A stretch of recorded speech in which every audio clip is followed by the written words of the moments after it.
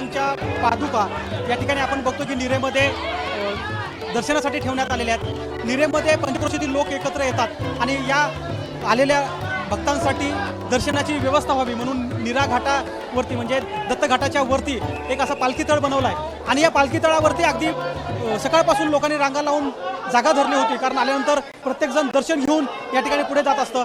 अगदी आपण बघतोय की या ठिकाणी पालखी तळावरून एबीपी माझाचे प्रेक्षक जे घरी बसून वारी अनुभवत आहेत त्यांच्यासाठी हे आम्ही दर्शन घडवतो।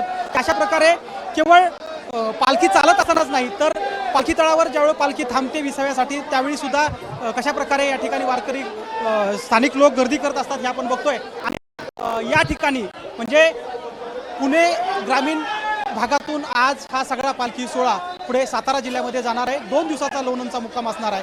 नीरा स्नान पार पडेल आणि नीरा स्नानानंतर पुणे जिल्ह्यातील हा पालखी सोहळा पुढे सातारा जिल्ह्यामध्ये प्रवेश करेल। आपण बघतोय की जसं आपण देहू आळंदीतून पुढे आलो, पुण्यातून बाहेर पडलो, त्यानंतर सहभागी होणारा समाज मोठ्या प्रमाणात वाढतो आहे। त्याला कारण हे आहे कारण मराठवाडा आणि विदर्भामध्ये सुरुवातीला जो काही पाऊस झाला त्यानंतर पेरण्या पूर्ण झाल्या आणि शेतमजूर आणि शेतकरी जो मोठा भाग खरं तर या वारीचा म्हटलं पाहिजे समाजाचा तो मोठ्या प्रमाणात सहभागी झाला आहे। आणि यामुळे सोलापूर जिल्हा जरी लांब असला तरी पुणे जिल्ह्याला निरोप देऊन सातारा जिल्ह्यामध्ये करणारे हे वारकरी अगदी आणखी उत्साहामध्ये पुढे जाताना आपल्याला पाहायला मिळत आहेत। कॅमेरामन आयुब कादरीसह गोविंद शेळके, एबीपी माझा, नीरा।